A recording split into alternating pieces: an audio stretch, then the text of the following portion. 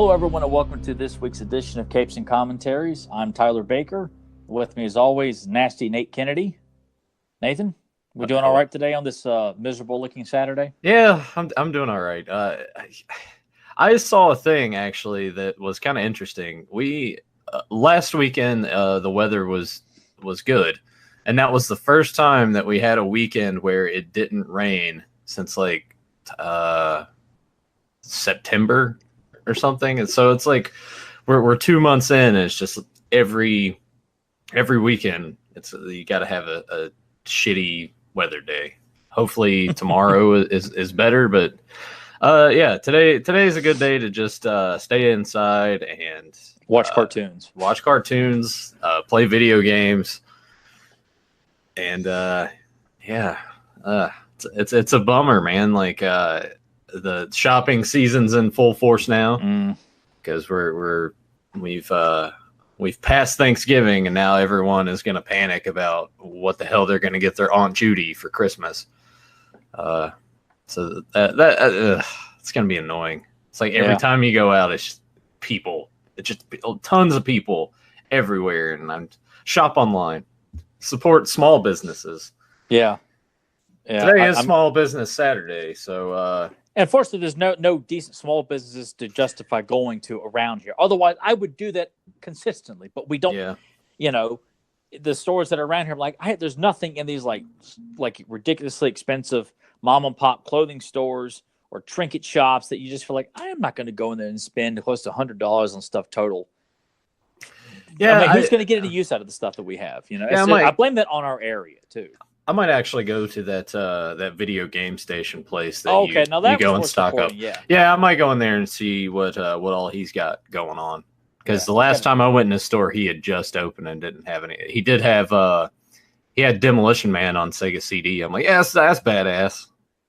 Last time I was there, which was over the summertime, like he had, his Nintendo, Super Nintendo, Sega, Atari, all the stuff was in full force, like set up beautifully in the glass case and on the shelves. I mean, it was a fantastic setup. So Super Game Station, there's a plug for anybody who happens to wander through Radford, Virginia. Yeah. And then just, support the small businesses online. There's plenty of shirt shops that like sometimes people are like, oh, hey man, cool shirt. Where the hell did you get that at? Local Boogeyman. That's a good place. Cavity Colors, Rotten Cotton is a good place to get like a lot of horror shirts. I feel like I'm missing somebody. I'll say Redbubble if you want something customized or something. Maybe that's probably not really a small business, but if you like, crazy obscure designs of 80s cartoons and movies and stuff like that, you want it on a tank top, you want it on a baseball tee, you can get it done there. Electric Zombie, that's another one. Just to plug a few sites. That's not like hey, we got an email. Hey, guess what, guys? We're sponsored now. No one's giving us any kind of advertising. yeah. We're just free advertising. Yeah. Hello to Febmon, who's joined us live. Thanks for popping in. Checking out the live show. But we're talking about we're back to G.I. Joe again, but we're talking about the Traitor, which is a two-parter that we're just gonna do both parts. Yeah, we'll just play them consistently. We're on the G.I. Joe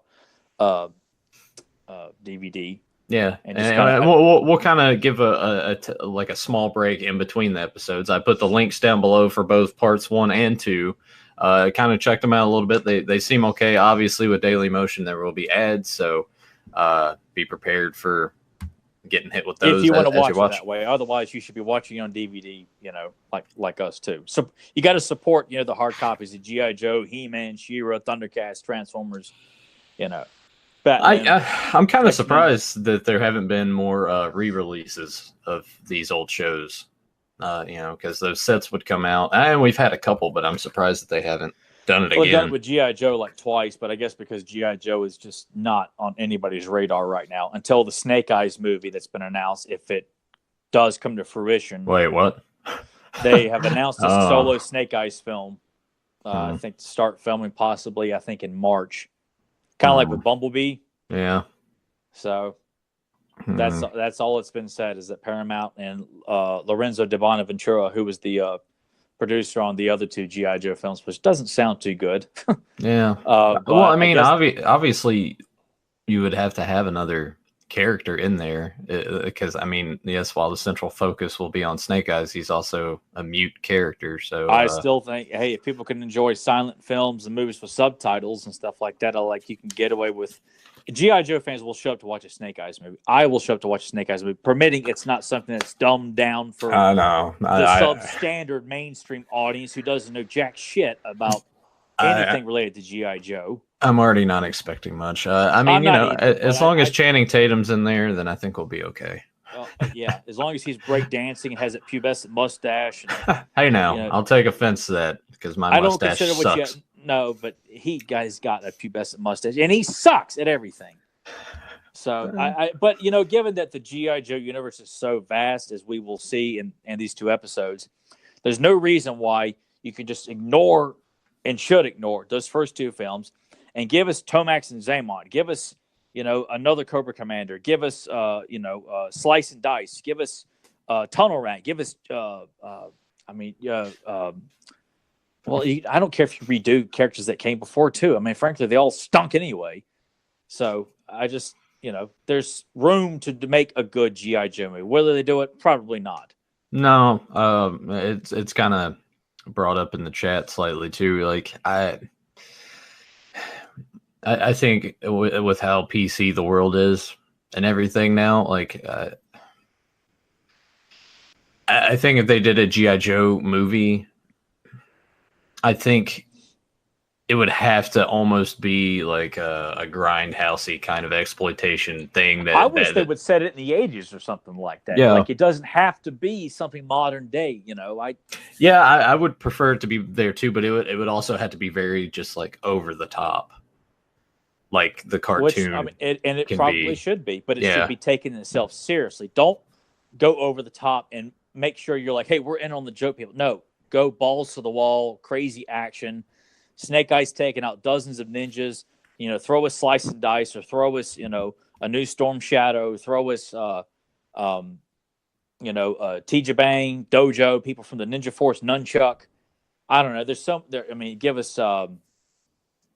If you just stop and think, I could, Big Boa, Crystal Ball, Crocmaster, give us the Dreadnoks, the full-on Dreadnoks. Make them the bad guys of the film. Give an actual Zartan, not just Arnold Vosloo walking around in a ball cap. Give us, Buzzer and Torch and Ripper and Road Pig and Xandar and Zarana and Zanzibar, Thrasher. Give us all of it. So, but let's get going here, because otherwise we turn the whole podcast into a rant and a raving about what Paramount should do and probably what they will do. Well, I mean, I fully expect us to do that as we watch the show. Yeah. But Todd, if you want to go ahead and give us a countdown, guys, in the chat live, make sure you hit those links below. And I mean, obviously the ads will probably kick in, so you might be a little bit behind with this, but feel free to watch along, because this is this is a cool set of episodes. I like the. I was very curious because I'm like, it's really story driven. Yeah, but I like that they went there. Yeah, for a kid's cartoon, it's pretty ballsy, because it's something that me and my brother liked a lot when they would play in syndication. We're like, oh, the Traitor's on. Because we were never really big fans of Dusty to begin with, but watching this episode made you appreciate Dusty in this, especially in this situation, because of like they're actually pushing the boundaries of like making him. We'll get into it. So we'll get into it. But without further ado, Tyler, give us that countdown. We'll get it going. All right, man. Let's ready to kick some Cobra ass here. 3, 2, 1, play. Glorious intro here, and there were so many great intros, but this was probably one of the best, if not the best. Cool shot of Zartan there. And this, just seeing Quick Kick and Snake Eyes take on Tomax and Zam. Just this intro, all the intros always felt like they could be a complete episode in their own. And throwing in, Footloose, Roadblock. I mean, you throw in cameos all over the place. You got the Sharks in action here, the Cobra Rattler, and there's Dusty.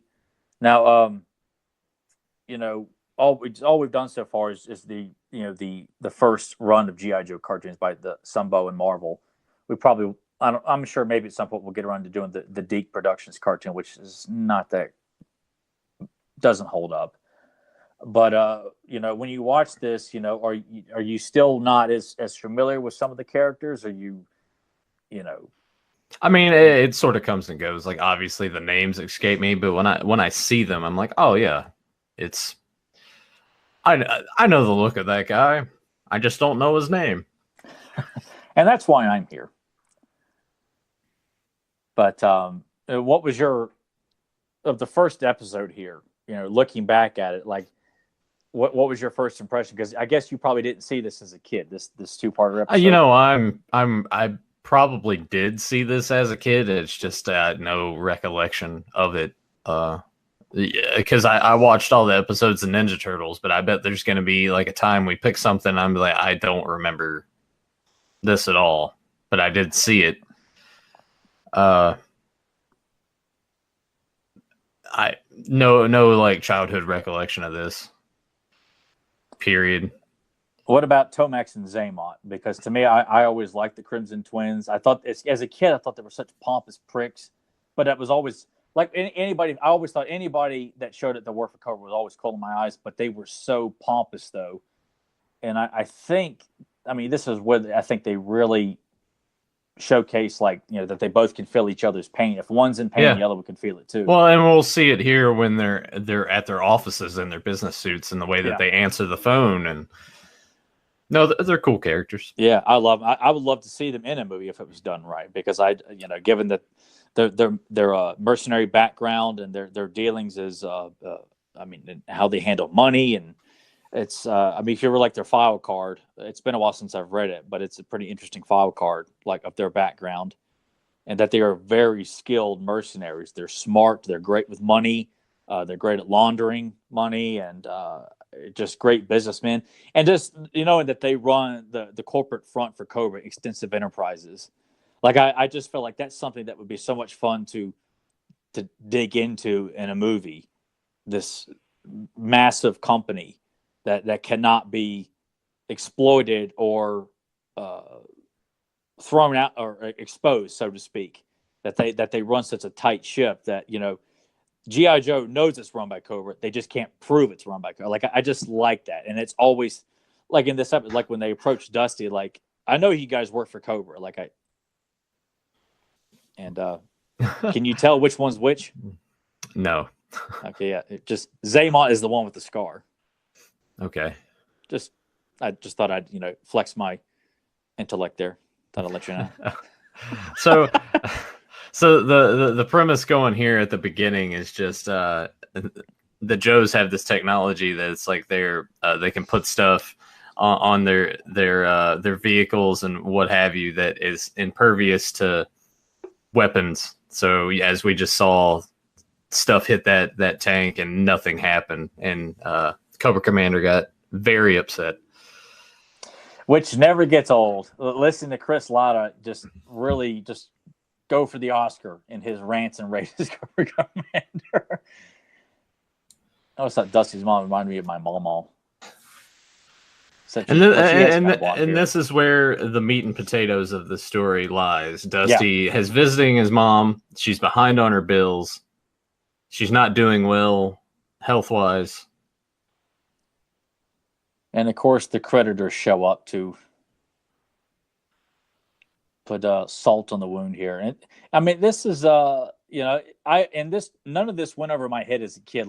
You kind of feel like, because they do a lot of there are certain episodes that involve the Joes families and things like that. But this is a little more in depth in terms of just dealing with one family going into the relatable problems that I'm sure as kids watching this, you probably overhear issues like this. So you don't feel like this is out of reach for a children's action adventure show. So it's like she gets pissed off, hops up out of her wheelchair, and then passes out. But Dusty, I know you got a good heart, as we'll see, but the co-signing on loans that'll get you in trouble every time. Yes, it does. And of course, his threatening to beat the guy up, not the best thing, but when you come in and irritate his mom like that, I think all of us would probably react the same way. But it just makes it so interesting is that Tomax and Zaymont digging around looking for a way to break into any particular Joe's life, like doing the research. Okay, this particular Joe's behind his mother's in financial trouble with medical issues. Like, I love that they would take time to dig around to find that kind of info. And here they are in their corporate glory here. I only had one of the Crimson Twin action figures as a kid. I had Zaymont, and they came in a 2-pack, but one of my buddies, I think she had like 2 sets of them. She had a bunch of doubles, and she gave me Zaymont, I think. And that was kind of neat how it's like they make sure to show you that the gun is under the table, pointed at him, ready to go. It's just such ballsy action adventure stuff. Like, this is stuff you would see in an 80s action film at the time. Yeah. It's like, oh, we're going to pay all of our bills, but you got to give us information that we can use. Yeah. Of course. And then he starts a bar fight. Yeah. And just showing that Tomax and Zaymont are not to be trifled with regardless. And I love this gag here. If only Dalton was there, man. Yeah. And Terry Funk, break it off. She starts punching people and smashing bottles over people. Can't really do that here, but that makes more sense from a children's cartoon.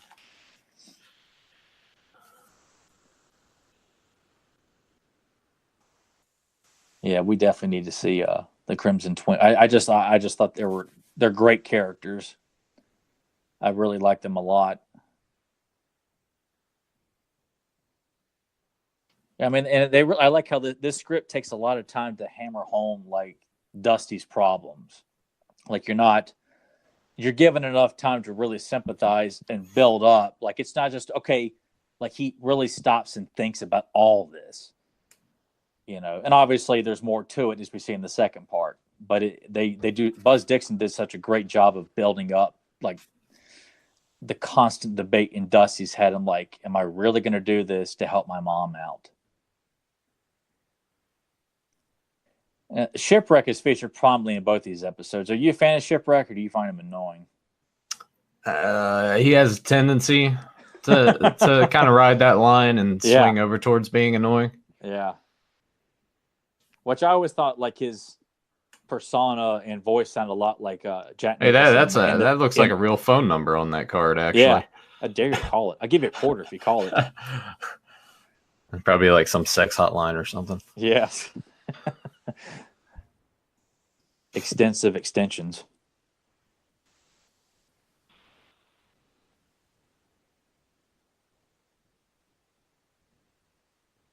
Yeah, he wants to make a deal. You can hear the reluctancy in his voice.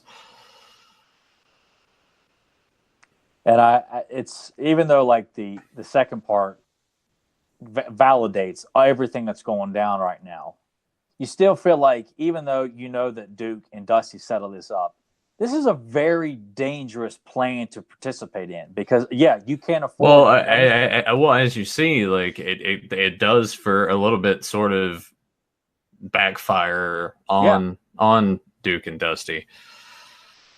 Yeah, as we'll see coming up towards the end of the episode. It's just to what degree. If you were put in the same situation, what would you do? Well, I would think, and I'm sure I would go to Duke and I'd be like, I need a raise. That's what I would do. And I do wonder, because all these Joes have got very individual background, or a variety of individual backgrounds. They all come from different scenarios and family backgrounds and things like that. I would think, as elaborate as G.I. Joe is, they probably, I would assume, but you know what? People in services like this, probably aren't. I don't know, because I don't know anybody who's served in the military, and obviously they're taken care of on the back end. But working for G.I. Joe, I almost feel like you're taken care of while you're out, on duty. But if you're off duty, you probably get paid vacation, and probably they have benefits for family and stuff. However, you do kind of feel like in this scenario, if you're dealing with something like this, family has medical issues, what do you do? And, in real life, it's not like you can go to your boss at work and say, hey, look, I need a raise because my mother and father are dealing with health problems. So Cobra Commander's smacking his legs and laughing. Cobra Commander is just like a big kid almost. Yeah. You know, he loves, I mean, and it's good to see Cobra succeeding, even though, you know, part of this is part of the plan.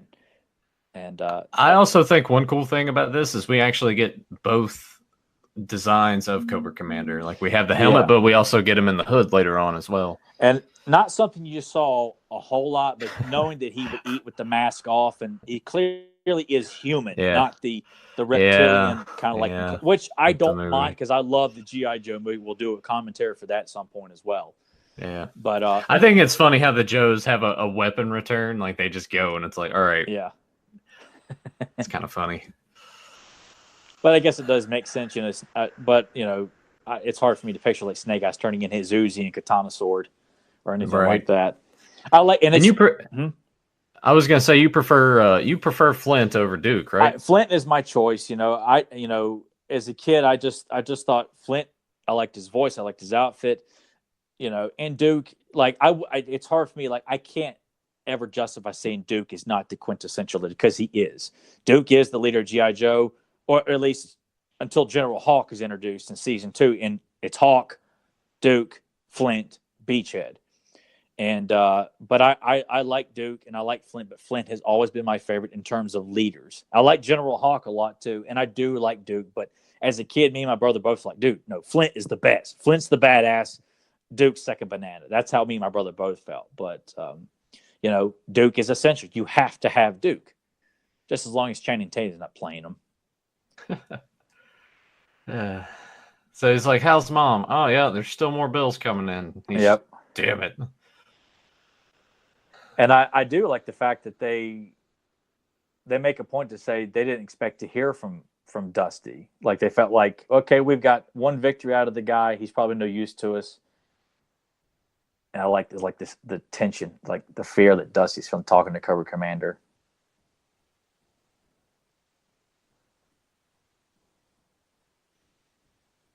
And I think Dusty, like this is not just, obviously this is, we all know it's a plan, but for Dusty, you feel like you're watching this, you're like, man, he has to be scared out of his mind. Legit, this could go south anyway very quickly. Yeah, like any mistake could cause him to lose his life, his mom, and her caretaker. Like everybody's life's in jeopardy right now. Anything that's important to Dusty is in jeopardy. Right, I'm going through with this plan. This is extremely dangerous. But that's what makes it so good. It makes it very compelling.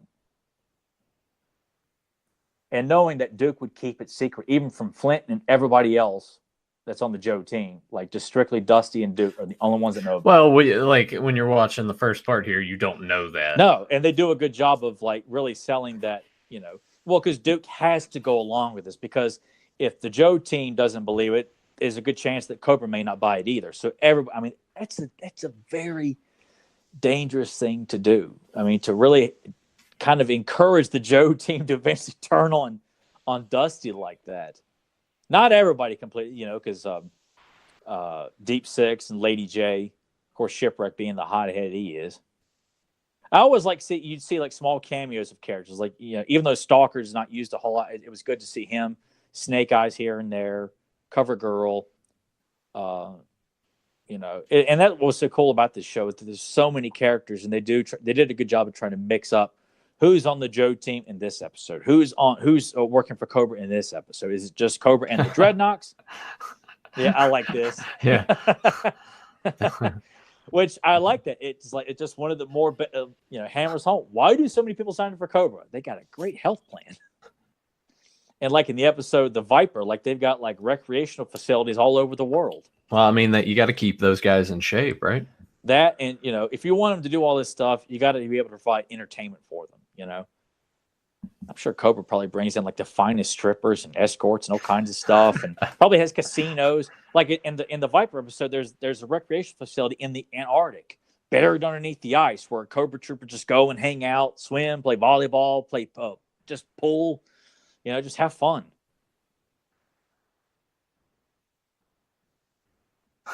That's hilarious to think about. Yeah, we get our bumper.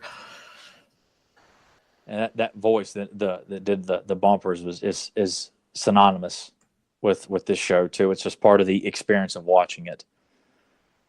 You know, it's there's Stalker in Roadblock.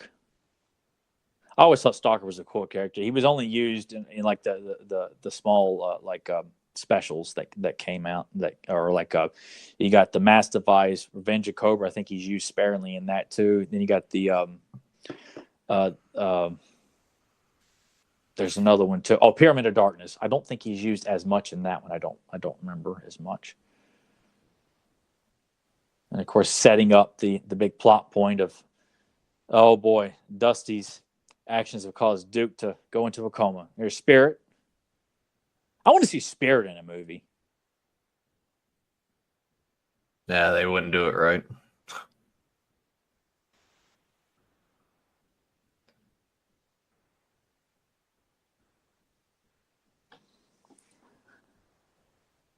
And it's pretty cool too. Like I like the idea that, you know what, like they've got multiple underwater or water-based characters on the Joe team. You've got multiple ninjas, you know, multiple heavy artillery guys. Like I like the fact that they don't just have one specialist for every trait. They've got many. Like, I mean, you got Deep Six, Torpedo, Shipwreck, Wetsuit, heavy artillery. You got Rock and Roll, Roadblock, Heavy Duty. I always kind of think of like Gung Ho as like a heavy artillery guy because of his demeanor.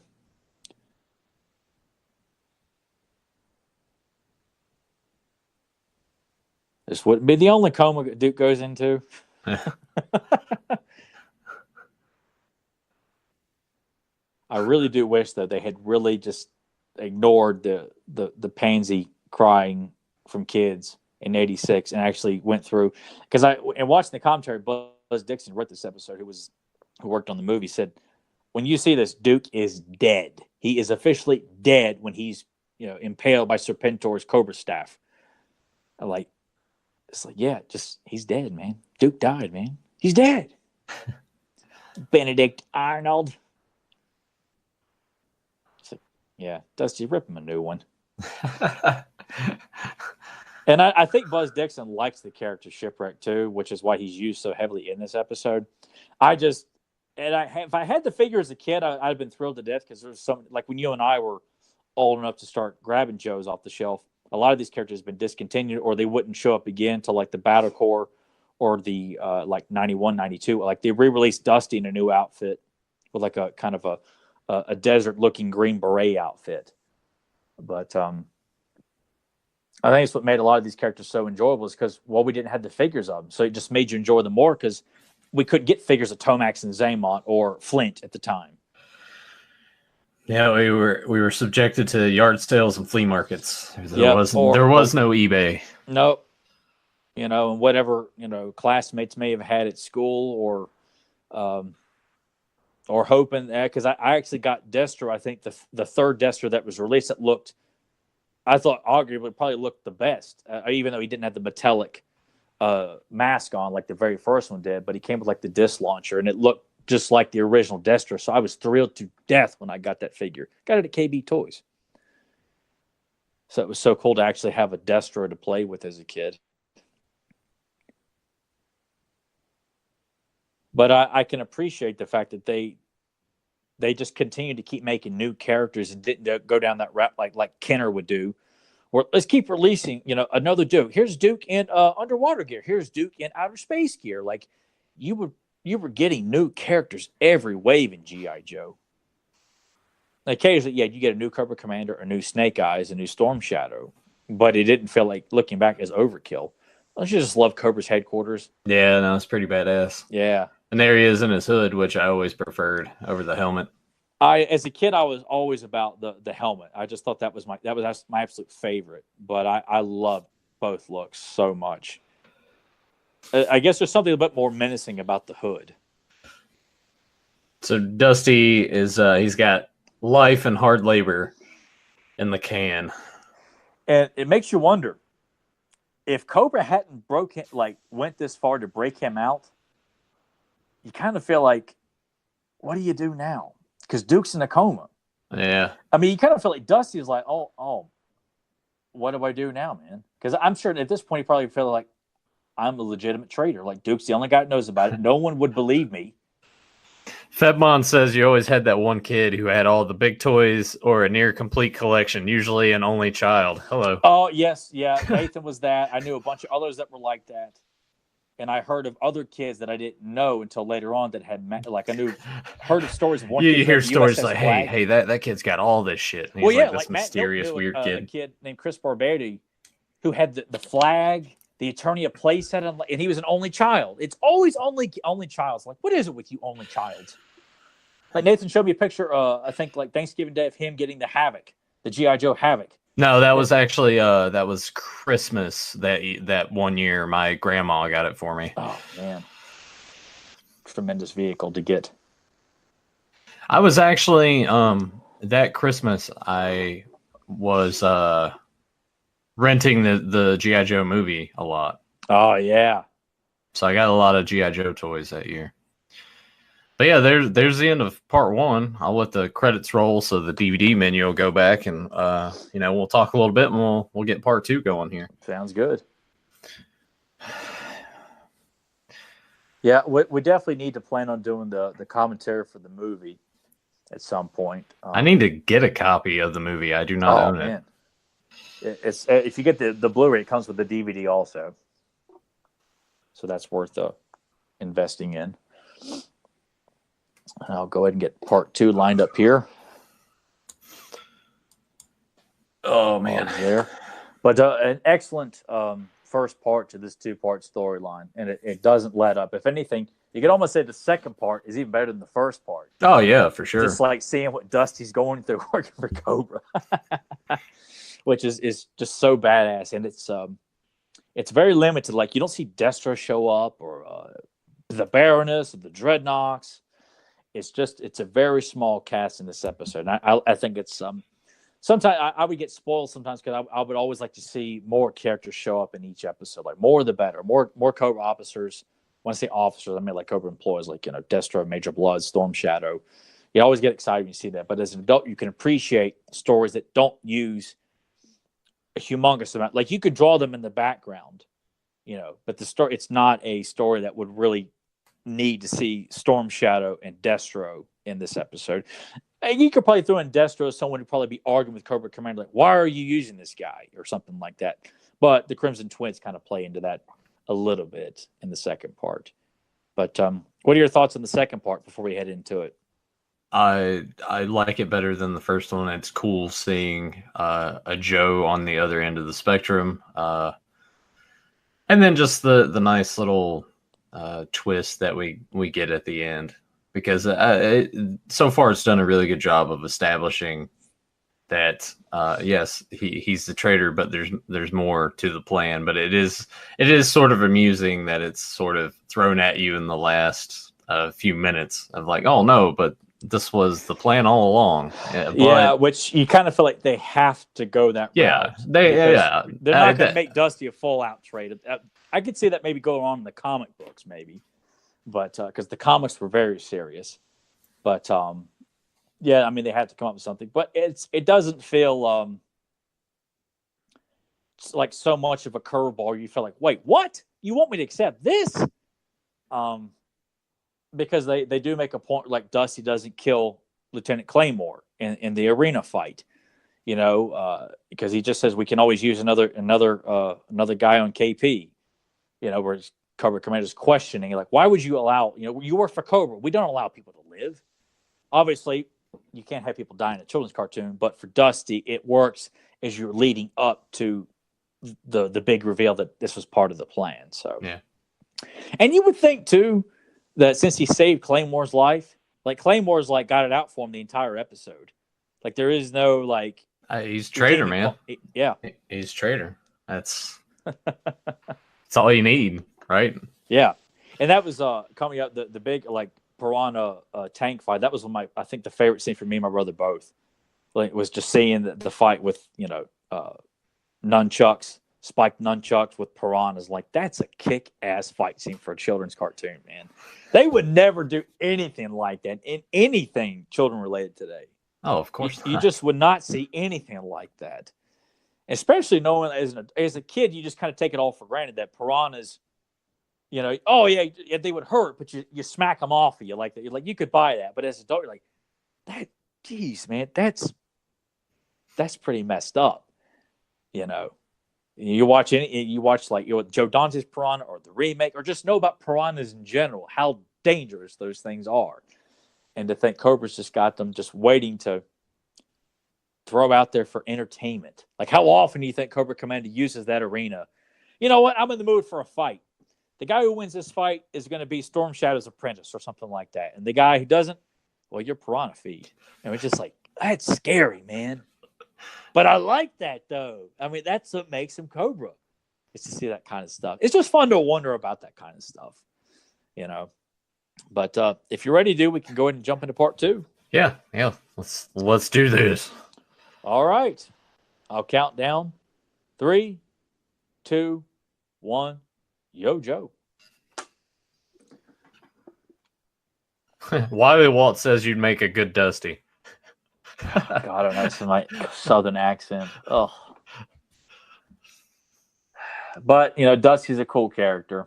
You know, I would have, like, can I be Flint instead?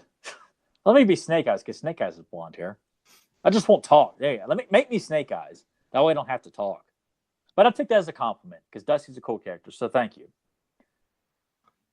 I think you'd be like the equivalent of Beefcake or Red Rooster to the Joes. Hell up, man. Just for that, I'm making you Scoop. Yeah, whatever. Scoop sucks. Scoop is like the Steve Guttenberg of the Joe team, because he looks like Steve Guttenberg. Yeah, Steve Guttenberg does kind of suck. Yeah. I remember as a kid, like, my brother had the Scoop action figure. I'm like, this guy sucks. Look at this goofy look on his face. He looks like Steve Guttenberg.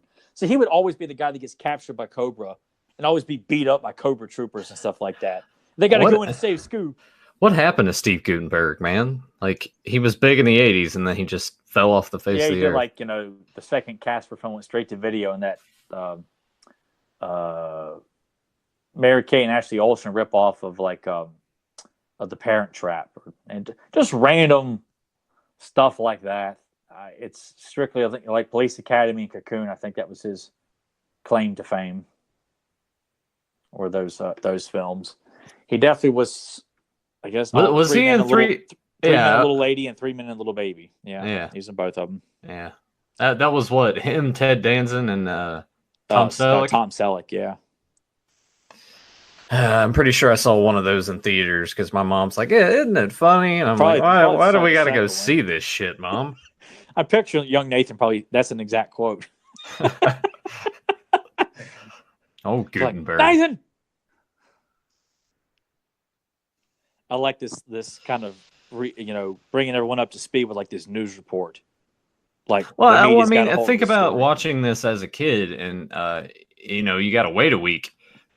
Well, when I was watching this, they would play it once a day in the mornings before school. So me and my brother would watch the first part, and then we'd have to wait till the next morning before school to catch the second part. Well, I imagine during its initial run, it was probably like a weekly thing. Yeah, like I think a lot of these, like, He-Man, She-Ra, Thundercats, Silverhawks, all this stuff is played, and of course Saturday mornings too. But it was in syndication during the week as well. I just had to go by when I was watching it, which was on the USA Cartoon Express, and they were playing both the Sunbow series and the Deke series. And you never know what you were going to get. But if they would play a multi-part episode, they would make sure they played like part 1 and part 2 of this. If they played the movie, they would take the whole week and break it up into 5 parts and be Monday through Friday with the intros with Sergeant Slaughter doing like the opening and closings of the episodes. And you have to watch each one episode every day to get to the very end. And me and my brother both would sit down every day and watch that. That's a line of dialogue. Even I want to break his neck. Yeah. So you can appreciate that.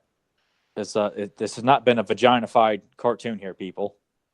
But they're sitting there having to change all the codes and stuff because Dusty knows too much. That's got to be a huge pain in the ass. Oh, yeah, I can imagine. Just knowing, it kind of makes you wonder, like, when all this is said and done and Duke comes out of that coma, how much of a headache and stress the Joe team has been through to cover up all this stuff. And here Dusty is thinking, I have to go through with this because Duke's in a coma. I don't know if he'll ever come out of it. Yeah. And now it's this. It's like here we are. He's pissed. He's like, this is my unit. I want to fight you in the arena. And Dusty's like, what? And Cobra's like, this is perfect. This is great. Let's see how much of a legitimate tough guy you really are, Dusty. This is such a great action sequence.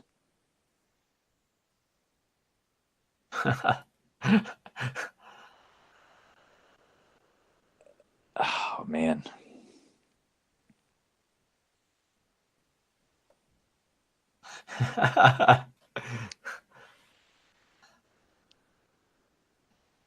Meanwhile, I'm kind of getting the vibe that this dude has done this before. Yeah, I figured Claymore's probably put in a lot of time as a Cobra officer, and has probably fought in the arena a couple times, which is something I wish they had gone back to revisit a few times. Like, this is messed up. Like, pushing him on the ground so piranhas can nibble on his back and neck, and It's a shame that they can't show like blood, battle damage. I think in the last episode we saw a little bit of blood on Duke's mouth. Like just a smidge, just something. Yeah. Otherwise, and realistically, these guys be covered in blood right now already.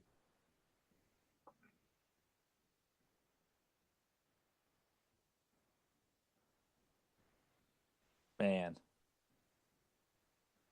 They're eating me alive. Like, yeah, you wouldn't get that today at all. Nope. And this just reminds the kids that Dusty's not gone, full heel.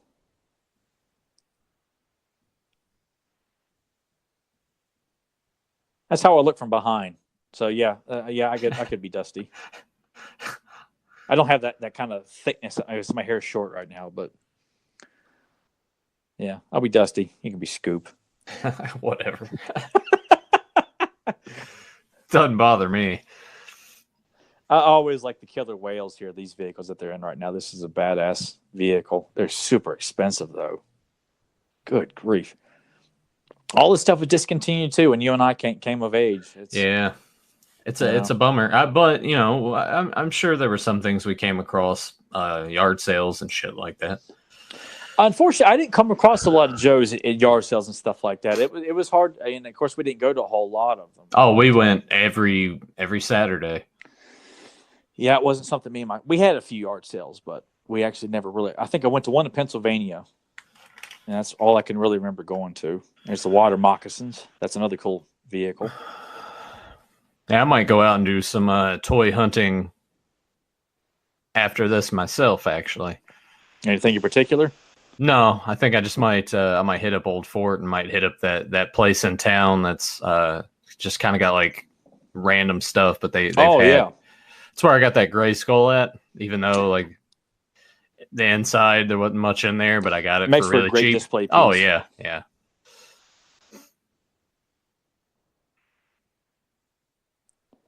I mean, there's if I had the money and the space, and that's what kind of kills it for me a lot of times with a lot of like expanding my collecting, because I've still got all my Joes boxed up because I just don't. I got a small diorama on display in the other room, but I just don't have the room to really build up the Joe collection I would love to have. Because I mean, back when we were in high school, that's what I did in my spare time. It was He-Man, G.I. Joe, Thundercats, Turtles, wrestling figures. I mean, I was devoting space to all that stuff in my room. I mean, I'm pretty sure all that stuff was on display when you came over to my place the first time. No, I remember also too at your mom's place, your wrestling display, because you had just like a shitload of them in that little tiny ring. Oh yeah. No, that was really cool. Yeah, me and my brother both really big on building up like the wrestling dioramas and just showcasing all their favorite guys from like the Hardys, Chris Benoit, Kurt Angle, Edge and Christian. But it was so much fun going to Happy's back in the early 2000s and tracking down G.I. Joe figures, because the owner, we got to know him pretty well, and he would hook us up with stuff. And, we go down there, buy He-Man toys, Men on Card, loose, G.I. Joe figures complete with file cards. And everything was reasonable too. Like we're going down on our allowance, and the guy would have layaway for us. He'd write us a receipt. We give him like $10. We come back the following Saturday and get a Men on Card web store out of layaway, or the Fun House on VHS. Put it on layaway. Come back the following week and get it. I'm sure he'd been scared to death to do this test for Cobra here. Well, I mean, especially because you will, as we'll learn at the end of this episode, this isn't going to last. No, that this formula is quite bogus, and it's only going to appear to work for a brief period.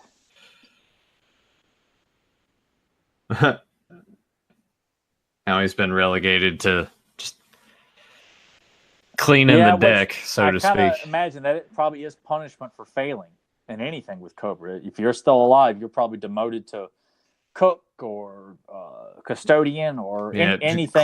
Cleaning the shitters, man. Yeah. It's like John Boyega in Star Wars. I was in sanitation. Isn't that funny, people? No.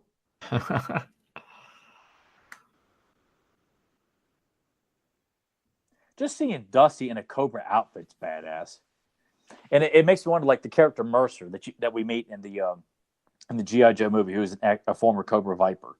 Like that's just something it's fun to visualize what he went through and decide, you know what, I'm not doing this anymore, and quits Cobra, and how hard it would be to actually quit Cobra.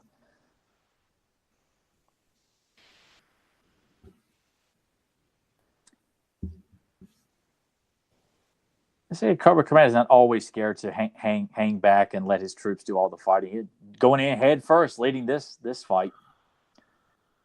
Well, his confidence is sort of at an all-time high right now. He's with the formula on the uniforms and everything. Yeah, so he's a little bit more, he's got balls big enough to come in a dump truck. It's a shame like Destro is not here to see this, because Destro Baroness are always busting his balls about stuff. And I always like the pairing of Lady J and Flint. Like, to me, they're always a couple. And you got multiple fire related characters like Blowtorch, Barbecue, Charbroil. I always thought Barbecue was the coolest. I think he had the coolest outfit. But yeah, Lady J and Flint, I'll make that's just episodes where they're like the focal point. I always liked that because I liked her as a kid. I thought she was a cool character. I thought Scarlet was too. Like I liked the female characters in the show were like, you didn't feel like, oh, girls. Like it was like, no, they're cool, man. Well, I mean, it was always like that in all of these cartoons growing up. Like I was never a thing where I'm like, oh man, female characters. Like no, I wasn't either. Yeah. If I had been given like Scarlet or Lady J as a kid, I'm like, oh, kick ass, man.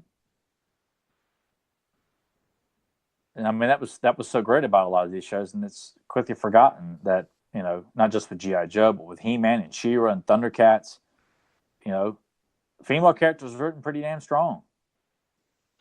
And likable characters.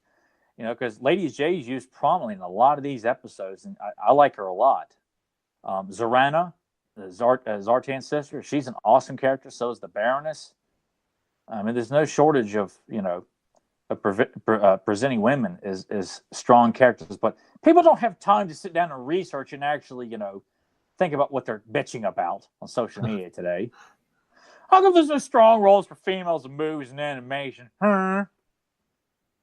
I guess the new She-Ra cartoon fixed all that then, didn't it, people? Idiots. I don't want to talk about that show I don't anymore. either. I just find some way to give it the finger real quick. We get back to the good stuff here. Now, this for Dusty has got to be quite frightening. Like, he has to put up this front. And we're still at this point. He is not aware or under the impression that, he eventually is probably going to turn, and he does. But for the story point, you have to. But at this point, all this is going through knowing he may not live. It's just there's so many questions you could really, if you really want to think about it, that's what makes this two-part episode so compelling. Oh, look at that. It's like, it's a pleasure, sir, and gives him a salute. It's like, man, it's just... It's messed up, man. You're still in this thinking, like, all right, he's full-blown heel now. Yeah, he's done it. He is. He's led battles and assaults against Joe. and faced and helped capture them, for crying out loud. So, hey JSP, thanks for joining us, man. All right. Yeah, we got 7 people in here right now watching. Holy hell! Wow. Yeah, it's pretty good for Capes and Commentaries. Absolutely. Man, with this kind of momentum, I think we'll have advertising by next week. Yeah, right.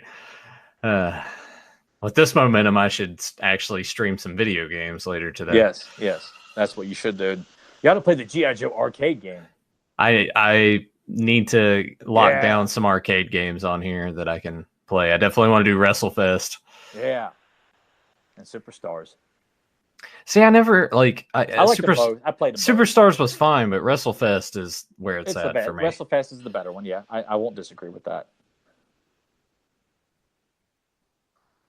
I like the sound effects, like being in the form of the room like that. It's just all the attention to detail you see in this episode.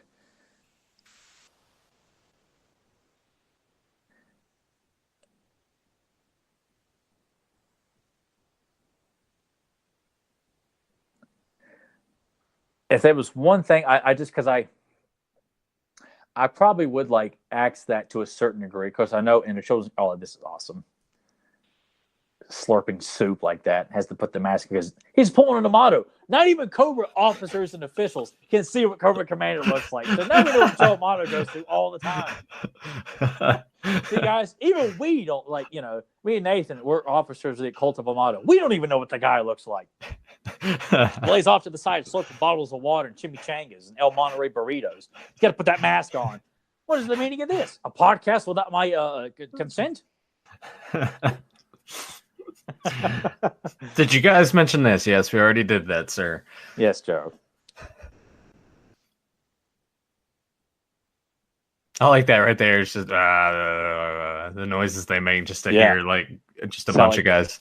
And I like the cape on him here. I really like it. It's more prominent in the movie, but seeing it here, it's just a nice touch. When he's in his kind of, look at me, regal moment here, he's going to throw the cape on.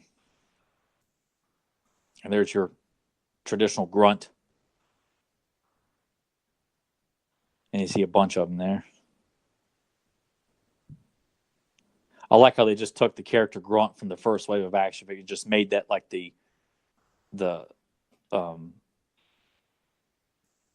like your standard, like Cobra or G.I. Joe infantry troop. Like faceless almost, like all the same face, everything. Kind of like with the Cobra troopers and Cobra officers.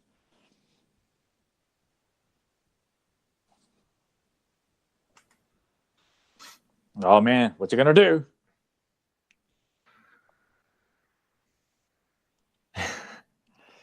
Watch Cobra Commander get pissed here. You traitor! Because this could go wrong really fast, but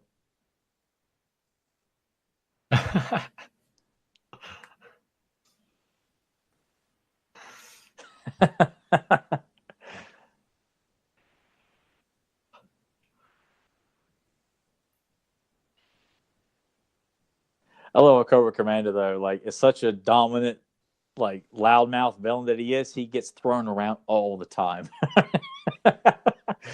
He's such a heel.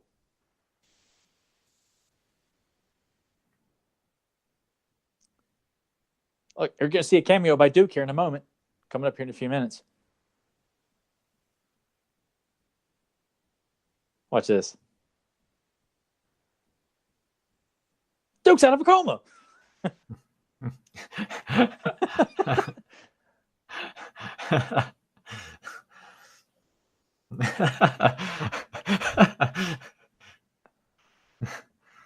Oh man. Just animation errors. I'm sure there's some prick on YouTube who does like reviews of this stuff and wants to tear it apart like it's some sort of, it's worth justifying a 30-minute video. Some gas bag know-it-all is trying to explain how Duke could have shown up in this episode. It's like, dude, it's an animation error. Shut the hell up. I like here how they you kind of think that he's almost cornered and caught, Yeah.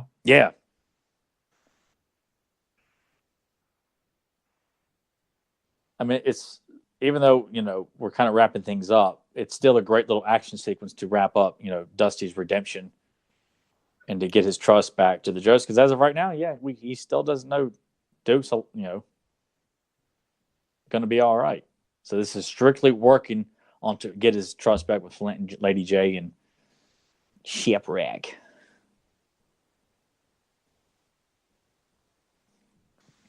Bringing in a hiss tank.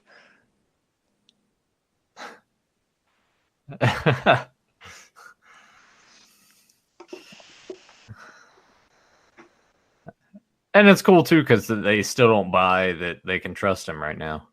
No, and why should they? Like, even though he's, and maybe in his eyes, it's like I'm trying to get redemption. Like, dude, you sold us out. I don't care what you do at this point. Like, yeah, it would be. It makes sense that he would not be so easily trusted right now. Standard issue is tank top and boxers. Well, there's going to be a part coming up too where it's just like I like that sound effect too. It's like everything just turns to turds, man.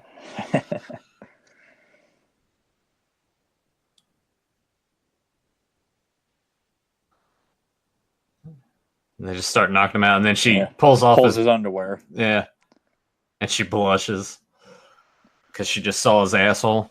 Yep. She probably saw skid marks in there too.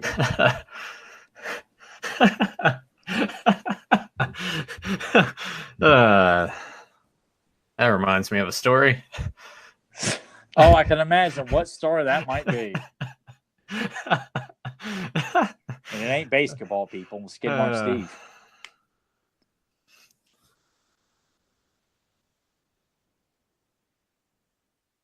And Cobra Commander always makes the grand getaway.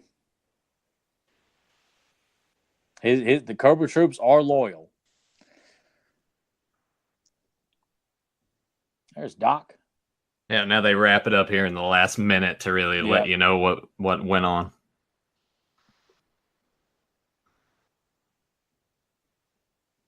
Which, some could probably argue it's a little ham-fisted, but you know what? I think it still works. Because, if they're really going to push this, I think it's great that they spent so much time making Dusty look like an actual traitor. That's what made it so cool as a kid to watch. Like, wow, he really did turn.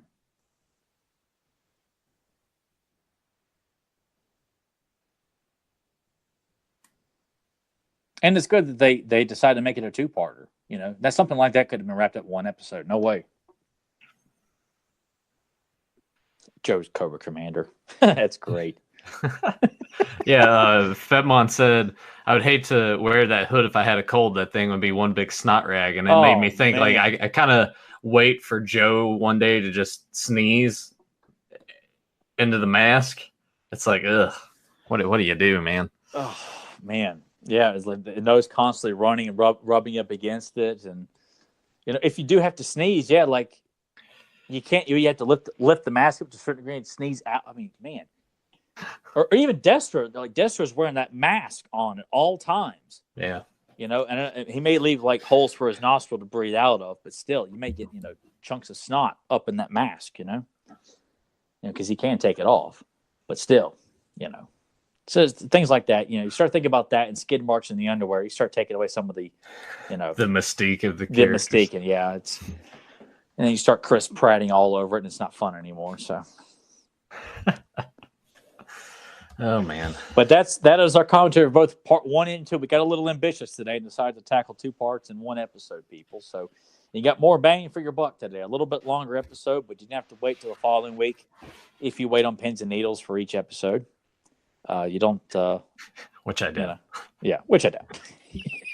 Yeah, we're quoting Todd Grisham there when he got. You guys don't know what we're talking about. Look up the clip of Todd Grisham getting pissed off at TNA fans on YouTube. It's a classic. Yeah, they call in. And TNA's clearly better. Why are you calling our show retard?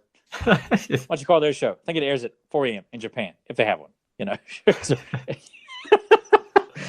Just constantly call it back when TNA was like barely on the radar, but it was an alternative to WWE at the time. So if you don't know what we're talking about, like Todd Grisham hates TNA, look that up on YouTube. You'll laugh your ass off. You'll be glad you did. God. I still like watching it to this day. It's just fun to look it up at random.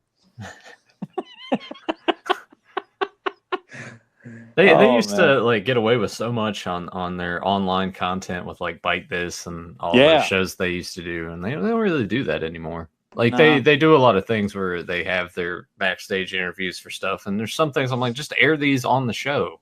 It gives development to your character and gets people behind them. Like, do this. Yeah. No. Same old crap.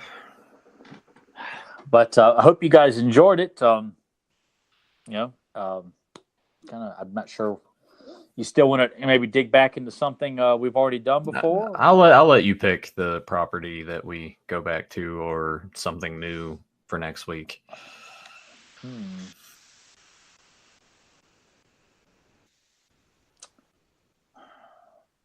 I know we had someone on the Pop Culture Network Facebook page wondering if we would ever do like Justice League. Maybe we ought to do like an episode of Justice League. All right. Maybe we could do the first part of the two-parter where Lex. I forgot what it's called. It's a great two-parter where Luthor teams up with the Joker, Star Sapphire, Solomon Grundy, the Humanoid, Shade, Copperhead, and it's got Mark Hamill back as the Joker. Oh man, it's so good. I think it's from season 1, I think. But if we do a Justice League episode, we'd have to do that because it's so good. Yeah, we'll do that then. We'll dabble in our first episode of Justice League next week. Okay. Yeah, the good Justice League. Fedmon says you need a tank top with the Cobra logo. And I came close to getting one of those. I really did. I had it in my Redbubble basket of just a black tank top with the Cobra logo on there. So not that I hadn't thought about it. It's in my basket on Redbubble. I just haven't pulled the trigger yet. And he says I need to remember friendship is magic because the pony. No, I'm never gonna live that down now. That's the thing. I need to bring Emily on here just to confirm with everyone that and fall asleep live on the podcast. Yeah, she does that a lot. I can see her just like how fast she would fall asleep. Like she's sitting in like the computer chair behind you, just like kind of watching, and slowly she's like that interview with Jake Snake Roberts, Kevin Sullivan, and Raven, and Kevin Sullivan like falls asleep like during the actual interview. Yeah. I don't see how she does it, man. Like we're laying in bed and 5 minutes she's gone. I'm like, I wish I could do that. I wish I could do that fast. I can't do it. No, I can't either. I mean, it got to be like so tired where it's hard for me to actually keep my head up, like literally. Other than that, I have to be finessed, into falling asleep. I can't just pull an Emily. Yeah. Something else. But if you guys in the chat room, since we got a decent turnout, throw out some suggestions to us. We'll do Justice League next week. But if you guys got an episode of Thundercats, Transformers, we've been suggested a Mask. I don't have any of the I don't have the Mask. I don't have any Mask either. Yeah, it comes in. It's an expensive set on Amazon too. Like it's out of print, I think. I'm not opposed to it. I just don't have it. So. Yeah. We got Cops. We got X-Men. There's a Wolverine in the X-Men. I've got that entire series, which is great. I don't think it gets enough attention. We got Batman the Animated Series, of course. Teenage Mutant Ninja Turtles. Let's see here. Super Friends was also suggested. I don't have any Super Friends. I've got one DVD set of that. I mean, so that's a possibility down the road. Anything else? No, there's nothing else that's popping up. But I mean, it's pretty much we've hit. Mask is on YouTube, seasons 1 and 2. So yeah, we can. Oh wow, I have to do it because I have actually not watched an episode of Mask, to be honest, because I never had it accessible to rent or watch on TV. I never saw it in any video store to rent. Well, let's do that the following week after Justice League. Let's do the first episode of Mask. And, I say we do that. Yeah, all right, that's a good suggestion. That's what we'll do. All right, Fedmon, you got it.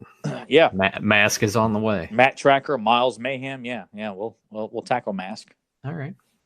So we got your next 2 weeks of Capes and Commentaries has already been decided there, people. Yeah. Well, we'll see how next week also pans out, and if it will be on a Saturday or Sunday. It sort of depends on how I'm going to be working or how I feel that day before going in. Nathan just said, "You know what? I don't feel like doing this. We're done with this podcast. Podcast is over." No, I would never. I would never do that.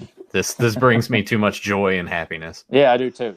I'm just glad that people people. Thank you everybody who showed up to listen to the podcast today. No matter what time you showed up, how long you were with us, I appreciate people dedicating time to sit in on this commentary for G.I. Joe's The Traitor. Thank you. I really do appreciate that. Fedmon also says Spider-Man 67 is also on YouTube. I do have the complete series of that on DVD, so I'm not opposed to that one at all, because there's some good ones on that one, like the ones with Green Goblin, Mysterio, the Rhino, Dr. Octopus. Oh, the Lizard's one of my favorites because it's just like issue 6 of the Amazing Spider-Man. Yeah. How about after Mask we do Spider-Man? We'll do an episode of Spider-Man 67. So bam, there you go. We'll do the Lizard episode because I like that one a lot. All right, the next 3 weeks. How about that, people? We're like something to wrestle with, where we're giving you 4 to 5 months worth of material in advance. Well, ads. We don't have any ads for like Blue Chew and stuff for like giving you boners and making your hair grow and stuff like that. Or insurance or enter code CNC to get 15% off your first order of boner pills. Yeah, maybe we could do like infomercials like Alex Trebek does for like senior citizens, like a Liberty Mutual, And it's like we just recommend people to send this info to their grandparents. We're not suggesting people who listen to this are old or anything, but hey, we'll take advertising wherever we can get it. If Liberty wants to call us up and say, "Hey, Alex Trebek's being a bit of a diva," we'll give you guys half of his salary. Deal done. I wonder how much he makes for those. Are you kidding? He's Alex Trebek. They probably give him a godly amount of money just to sit and talk to old people. Or like when they see those infomercials about selling gold. You need to invest in gold. Buy gold coins now, or something like that. What a scam. With like George Hamilton. What a scam. Pyramid schemes, man. That's all that shit is. Yeah. Maybe someday, guys, we'll be able to give you some advertising that will interrupt the flow of the show. And you'll be like, I wish the show didn't have advertising. Fucking sellouts. Yeah. Yeah, really. Like Matt Stone in basketball. Is it big something now? He's starting a Hollywood movie. You know what? I'm going to wear that jacket tomorrow. Oh, yeah. Be sure that you do. I will. And Joe will wear his mask. For our episode on the Toxic Avenger. Yeah. That'll be a lot of fun. Tomorrow's episodes of Beyond Riches, the Toxic Avenger. You're listening now. Robbie London is confirmed for tomorrow night. So have questions ready for Double-Edged Sword, Donald Dragoon, working at Filmation, working with Lou Scheimer. He contacted me this morning. He's got some interesting stuff to share with us. He did some digging around, so it kind of worked out for the better. He's got more stuff to bring to the episode. So, hell yeah. Yeah. So it'll be a blast. So I recommend you guys tune in tomorrow at 9:00 Eastern time.